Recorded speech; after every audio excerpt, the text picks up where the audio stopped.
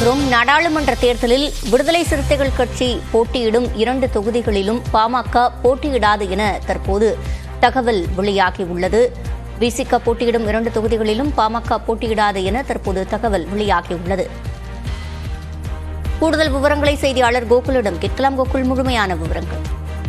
பாரதிய ஜனதா கூட்டணியில பாமகவுக்கு 10 இடம் ஒதுக்கப்பட்டுள்ள நிலையில் விடுதலை சிறுத்தைகள் கட்சி சிதம்பரம் மற்றும் விழுப்புரம் தொகுதியில போட்டியிடுறாங்க. இந்த தொகுதியில நேரடியாக பாமகவே களமிறங்க இருப்பதாக தகவல் வெளியாகிய நிலையில பாஜக பாமக கூட்டணியில சிதம்பரம் மற்றும் விழுப்புரம் தொகுதி பாரதிய ஜனதா கட்சிக்கு ஒதுக்கப்பட இருப்பதாகவும் இந்த தொகுதியில் பாமக போட்டியில்லை என்ற ஒரு தகவல் வெளியாகிருக்கிறது. பாமக வேறொரு தனித்தொகுதியில போட்டியிட இருப்பதாகவும் விழுப்புரம் மற்றும் சிதம்பரம் தொகுதியில பாமக போட்டியிடாமல் பாரதிய ஜனதா கூட்டணி கட்சிக்கு பாமக வேலை செய்வது என்ற முடிவெடுத்திருப்பதாக தகவல் வெளியாகிறது. நேரடியாக இந்த தேர்தலில் இதன் மூலம் பாமகவும் விசிகவும் தேர்தல் களத்தில் சந்திக்கவில்லை என்ற ஒரு தகவல் கிடைக்கப்பட்டிருக்கிறது. விவரங்களை வழங்கியமைக்கு நன்றி கோகுல்.